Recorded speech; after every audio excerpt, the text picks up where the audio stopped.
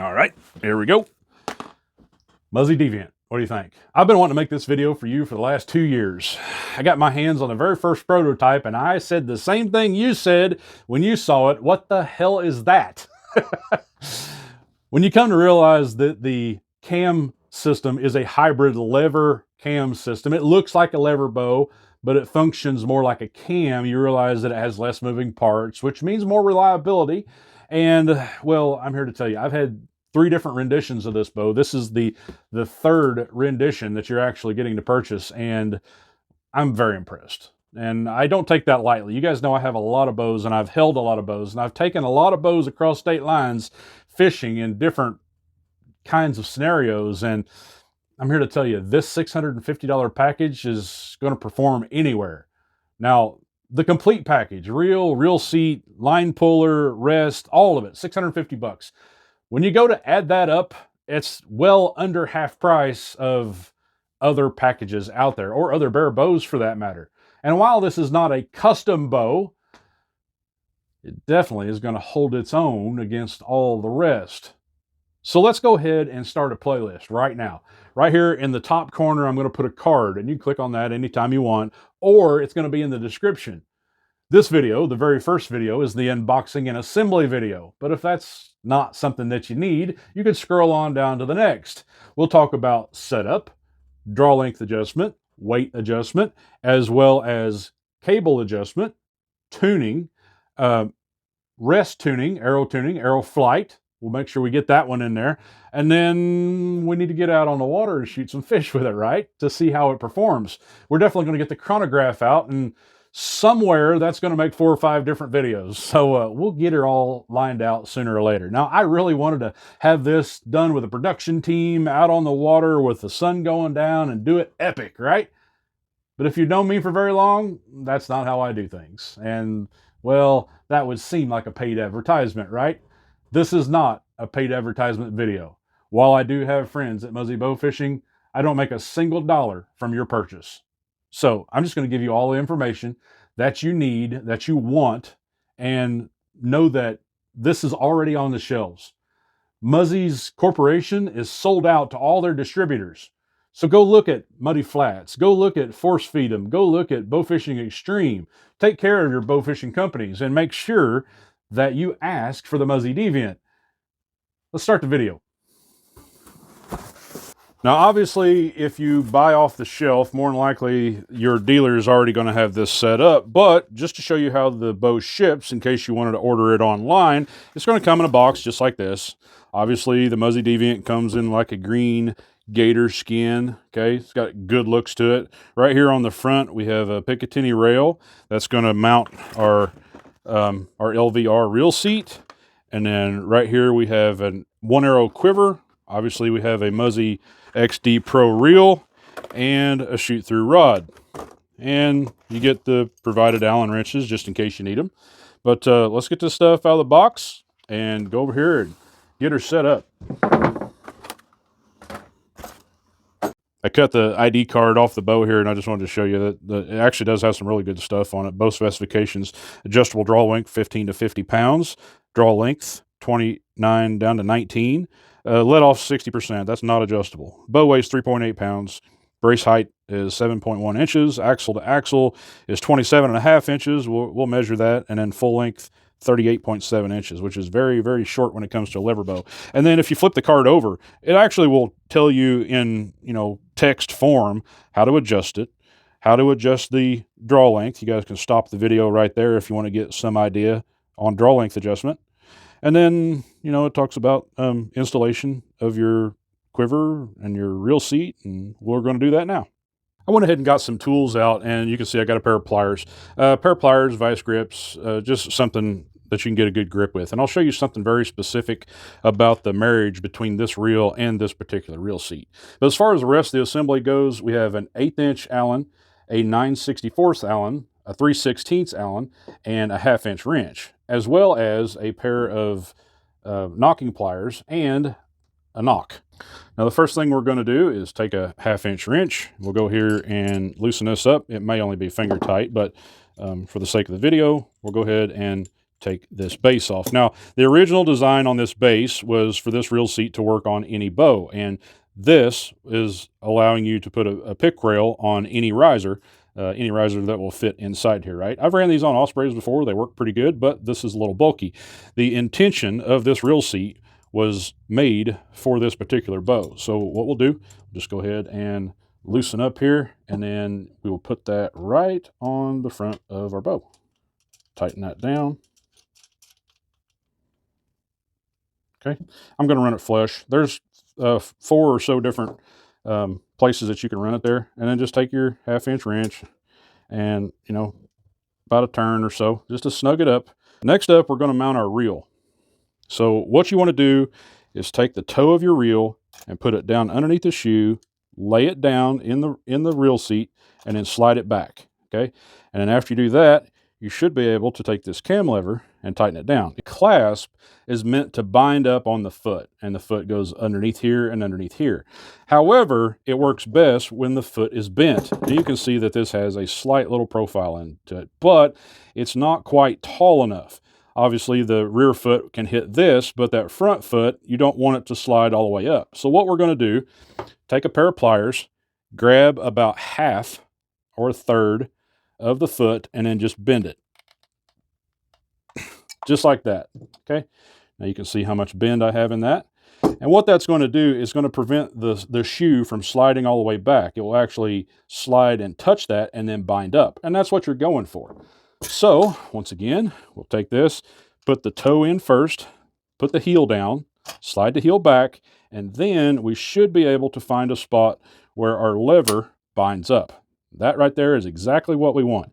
Your reel should be completely snug. This is probably one of the most complex parts of this assembly and this reel seat, but I assure you, once you get the foot on your reel profiled correctly, you won't have any trouble with this. Now, if your reel isn't binding up and it's still loose, right down here is a little thumb lever, little thumb knob. Let me see if the camera will zoom in. There you go. There it is. And all you're going to do is just spin that a little bit. Okay. And that will make that shoe a little longer. And then it should bind up correctly. This little lever will still stay loose. Even though it is cammed over and slide in there and holding the reel tight, there will be a little bit of looseness here, and that's really no big deal. If you want to go ahead and lock it down to where that can't move, you absolutely can run a zip tie through and around here to hold it into place. But when it comes down to it, it's not going to change any functionality of the reel. It's just going to make a little bit of noise. Honestly, the button makes noise anyway, so it doesn't really matter. Go ahead and take our shoot-through rod and thread it right into the end. Now, I will say, if you run your nut all the way up, it could absolutely interfere with the mechanism on the inside. So make sure that when you run this all the way in there, that it is not affecting that lever. You can see right there, our lever kind of moved. So you want to back out just a few threads. I'll go one more, and then tighten your nut down. And to do this correctly, you want to go ahead and leave it off camber a little bit, and then go ahead, tighten it up. And as you tighten it up, you want to go ahead and twist your rod to where it's perfectly indexed at 12 o'clock, right over top of the reel. So to make sure we're good, you want to look right down through the string and through the rest. And then if you look right back there, you can actually see the top of that rod. Now, I like to have my rod just to the left of center, right? If it's right here, that's fine, but I really like it to where it's out just at least a little bit. What that does, it takes that line and lets it droop on this side of the reel. If it's actually too tight where the rod's pointed over that direction, your line actually could fall off this side of the reel and actually get into the handle. I personally prefer to have the tip of my rod just at least a little bit, over there about 11:30, 11:45. Now, when it comes to the arrow quiver, you can mount it either way. You can mount it back this way or forward this way. I personally like it back this way. That brings it more in line with the longer part of the bow. And all I'm going to do is take and put an Allen bolt through and the spacer underneath to offset the distance. And then I'll go ahead and take my 1/8" Allen and run it down in the sight hole. The reason why this spacer is required is to get the the arrow offset from the limbs here. Otherwise, we could just mount it straight to the bow. But without that little riser, it's too short, and your arrow won't actually snap into place.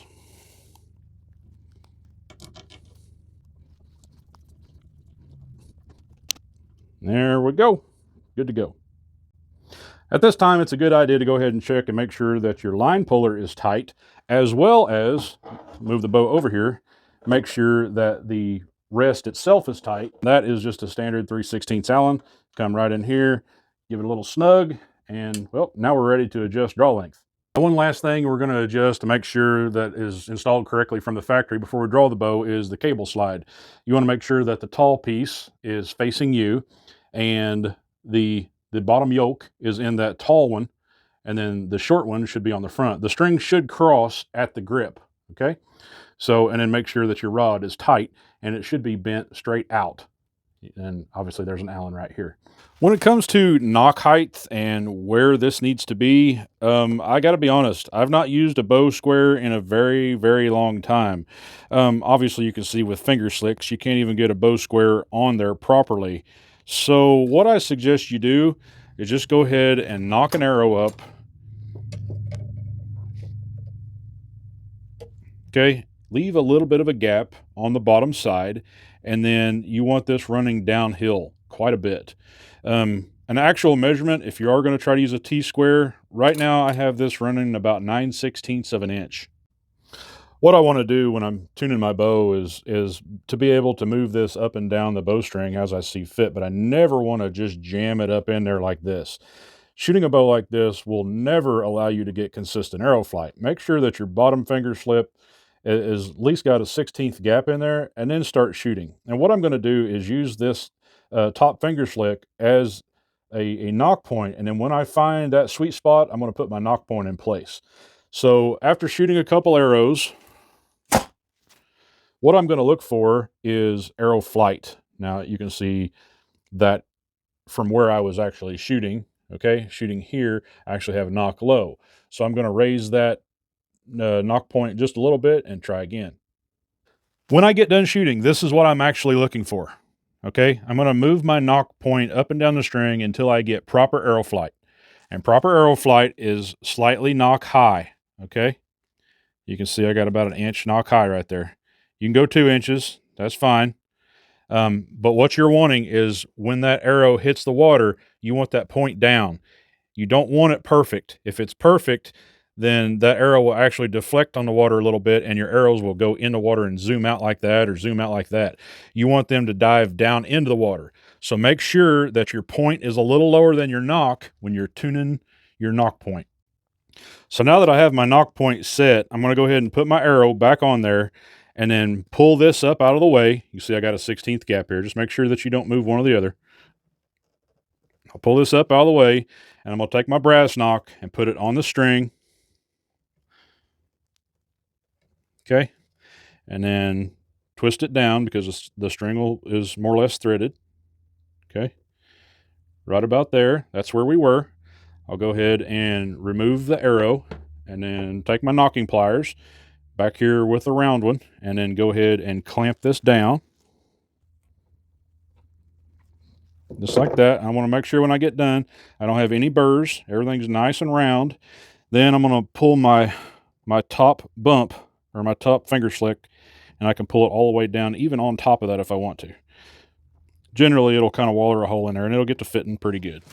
Just make sure every time you're shooting, fighting fish, and re-nocking, that when you nock up, you got just the slightest little bit of gap underneath there. That right there, there's nothing wrong with that. Now, it's not uncommon for brand new strings to need wax, and maybe earlier in the video you've seen that we got little fuzzies kind of all over the string, and these are brand new strings that just don't have the proper wax to them. So all we're going to do is just take our string wax, touch it in a few places, a big glob there, and then go back and melt it in with our fingers, just rubbing up and down the string, okay, on our cables, on our string. I'm trying to film on a black background there so you can see. just everywhere. Now, you don't need to wax the serving, and you definitely don't need to wax around here where your arrow is going to go. But where the serving ends, you absolutely want to wax that all the way up through there. And it's a good idea to wax this, once a month when you're bow fishing throughout the summer. And then at the end, when it's time to get out the deer bow out, you make sure that you wax it before you put it up. And these strings will last quite a while. Well, just like that, we have completely set up the brand new Muzzy Deviant. Love it. For more information, check the playlist in the description. Don't forget to click that little button right there and leave me a follow, as well as leave me a comment and let me know what you like about the new Muzzy Deviant. As always, shoot straight, shoot off, and don't forget to wear the personal flotation devices while you're out there chasing God's critters, and you might just see me out on the water. I love the way it feels, man. I'm telling you.